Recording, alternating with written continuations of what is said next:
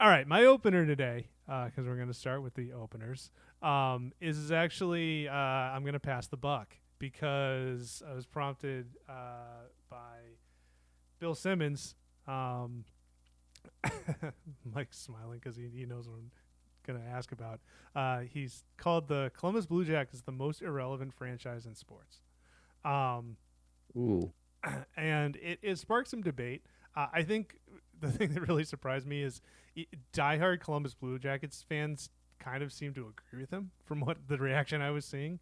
That they don't get much coverage, that they have, they've been marginally successful, but haven't had any really like high level success. Um, so I wanted to ask your all's opinion. And I'll give you guys a second to think. I'll give you mine. I'll say, first of all, I think it's hard to say any team in the four major sports is the most irrelevant team because I mean you've got so many other leagues out there. You've got you know soccer that is it still a niche sport. You've got a lot of the women's leagues that a lot of people don't follow. So just within the four major sports, um, my kind of honorable mention that I always list though is the Atlanta Thrashers because the Atlanta Thrashers were defunct or whatever far or gone way before I realized they were gone. Like it was like 2 or 3 years, and I was like, "Wait, whatever happened to the Atlanta Thrashers?" It was like, "Oh, they moved to Winnipeg like 3 years ago, dude." So they're so irrelevant that like it didn't even dawn on me that they had. I knew that they were ceasing to exist at some point, but I didn't know that the date of their death. But they don't exist. Well, I guess they do exist now as the Jets. Um, but I'll say my actual choice is surprisingly the Chicago White Sox, which Hmm. really stinks to say because they're a classic professional franchise. But they're obviously a deep second place in that city as far as attention, as far as attendance. And there's a reason that whenever Major League Baseball talks about expansion or relocation, wanting to put a team in Nashville, Charlotte, Salt Lake City, whatever it might be, that the White Sox are always one of the teams that are rumored to be moving. And I think just their ownership has been a disgrace. Their player development has been non-existent. Um, and I think it's sad to say, but I mean it can happen. It with some of our most storied franchises ever. I mean the Arizona Cardinals are the oldest team in the NFL. I'd say they're close to irrelevant most of the time. So a lot of history doesn't save you from being irrelevant, sadly, in the year 2025. But I'm interested to hear your guys' opinions. What do you consider the most irrelevant franchise in the four major sports? It's just tough because like I don't even know how you define irrelevant, and that was actually an issue I had listening to Simmons because it was like he was like I think he mentioned like the Cincinnati Reds. He's like I thought of the Cincinnati Reds, and he's like they won a World Series in 1990, and it's like well then I'm not sure what the arithmetic is then. Like I don't because if that's the case, then I think 35 the years White ago? Sox. Yeah. What? Yeah, 35 like the years White ago? right, the White Sox have won World Series before. Well, they won one, and they had the Black Sox. Like Michael Jordan played for, so like you could go back and paint a picture of the White Sox that makes them a little more relevant. I think it's a good choice though. So it's more of just kind of like the porn test. It's like you know it when you see it. Um, I I was listening to it live the other Never day. heard that And By analogy. the with, way, and with like one fell swoop, Mike makes me have to flag this as adult content on Twitch and yeah, YouTube. well. Thanks, Mike. That's not, I mean, that is a Supreme Court, like that's the highest court in the land issue. I'm bringing a little bit of big brain stuff to this podcast. Um, what was I gonna say? Oh, so when I was, by the way, Simmons bringing the mailbag back. I was like a pig in shit watching, listening to that the other day. I was like, it's lazy as hell. It's the most Bill Simmons like in 2025 thing to be like, I'm bringing back the mailbag, but I'm gonna do it on a podcast. There's a lot to be said. I don't know if you listened to it too. I don't mean to get down on a tangent, but he was somebody emailed him and was like, "At what point do we stop calling podcasts Yeah. and just call them like shows or something?" It's just like that's a podcast is the podcast, and it's gonna be a podcast until podcasts cease to exist. You dummy! But 5 minutes later, he gave the Columbus Blue Jackets, and what I appreciate about him when he does the mailbags, and this especially, like my argument with, or my issue with Bill Simmons over the last 10 years is like he's gotten super lazy.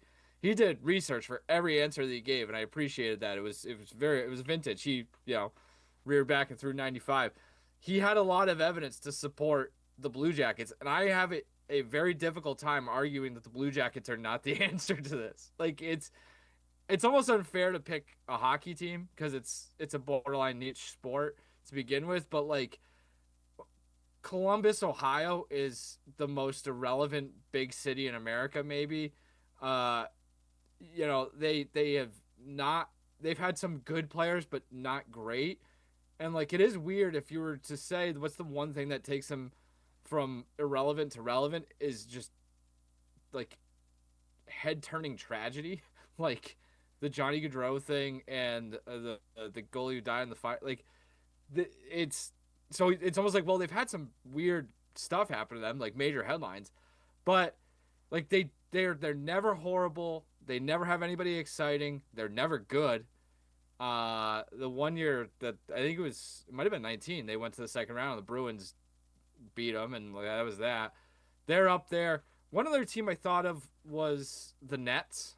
Like I just think the Nets are very, despite playing in a big market, very second fiddle, obviously, to the Knicks. I'm not entirely sure. Like on any given day, if you ask me where do the Nets play, I would have to think about whether they're in Brooklyn or Jersey. So that's a thing. Similarly, like that, the New York Islanders, I think, are kind of in that same ballpark. Mm-hmm. Remember when the Islanders played in Brooklyn? Yeah. Oh, that yeah, was, yeah. That's funny. Like, so the fact that you're just kind of moving around Long Island, New Jersey, New York, like it's the Nets outside of like that, those couple years that they were going to the finals or the 1 or 2 years they had KG and Pierce have really not had anybody. They've really never contended, at least in my opinion. Like they've maybe had some big name players, but they're always after their prime, it feels like. Again, just complete second fiddle in that area for basketball behind like the arguably the greatest non-Lakers or Celtics franchise in the NBA. I would put the Nets fourth as one there. And I think that's it. I wanted to like find a baseball one that's a little tougher, I think, for me, just because like the Rays come to mind, but like the Rays have their thing where it's like they play in a horrible stadium and that's kind of like their thing. So at least they have a thing. Whereas like if you go back to the Blue Jackets, their thing is a cannon. Like the only time the Blue Jackets ever crossed my radar, and I am into hockey, it happened this week, is when an opposing player gets spooked by the cannons that they shoot before the game starts. Like they were playing Montreal the other night, and the Canadiens goalie got spooked by it in warm up. So like, for me, it's either the Blue Jackets or the Nets. It is so funny that of the states in our fine union that have major league sports in more than 2 cities, it's like New York, Texas, California, Florida, and Ohio. Ohio, yeah. And also Akron used to have professional football. So once upon a time there was four cities in Ohio. Yeah, There's something interesting. That is so random. Yeah. It's a lot of battleground states. Pennsylvania's in there too. Like there's 2 states in. Interesting. Maybe there's a correlation there between the electorate and multiple teams in a state. I'm gonna look into that. I know mine come down to hockey. I think just off the top of my head, and I know Mike just said it's a niche sport, so it's not totally fair. But that's why mine come down to hockey. Biased. And mine would be the Coyotes in Arizona, and I think that the Cardinals are I think Arizona sports are pretty irrelevant. You're getting back to my Atlanta Thrashers thing. We're coming. Coyotes are so irrelevant; they don't exist anymore. All right, well that answers the question, and then my next one was going to be the Islanders, which Mike said, and the Coyotes don't exist. Well, they exist in the skeleton of them props up the Utah Mastodon or Mammoth. Right. Jesus Christ, guys. Well, then maybe Utah. The Utah Mammoth are in the conversation of the most irrelevant. Yeah. But I think I would go back to the Islanders, and I was thinking about it is I drove past. I was driving to Long Island in like September, and I drove past the stadium or whatever venue that the Islanders play. It was right off the highway. And I'm looking at it and I'm like, who the hell plays there? Like, that is way too big to be anything but a professional franchise. And again, I know where I am. Like, I know in Staten Island at that point. I'm driving to Long Island, and I could not fucking think about who played there. And I'm like, oh my God, wait, so I looked it up on my phone and it was the Islanders. And I'm like, all right, that makes a lot of sense because, and they are relevant. I mean, you have the Rangers, you have, multiple basketball teams, you have multiple football teams. So I'm going with the Islanders. The funny thing about the Islanders, I feel like the Islanders are the NHL version of what we'll look back on of like this era's Golden State Warriors in like 20 years. Because there was a I think you stretch said the Bulls, which would have been an interesting. No, yeah, but I don't know. Like the Bulls was one player. You know Yeah. what I mean? Where Yeah. like I mean, I guess you could say the Warriors are too. But No, like the yeah, Islanders in that stretch of time were like Yeah. so dominant out of nowhere, and like they are gonna hang their hat on those like 4 years for the rest of all time. And I think it's similar. Like the Warriors were an irrelevant franchise. Probably would have been in this Yeah. conversation if we're having it in 2005. Had a dominant run, and then I think that once they're done with this, like it's gone. But it does surprise me to say the Islanders.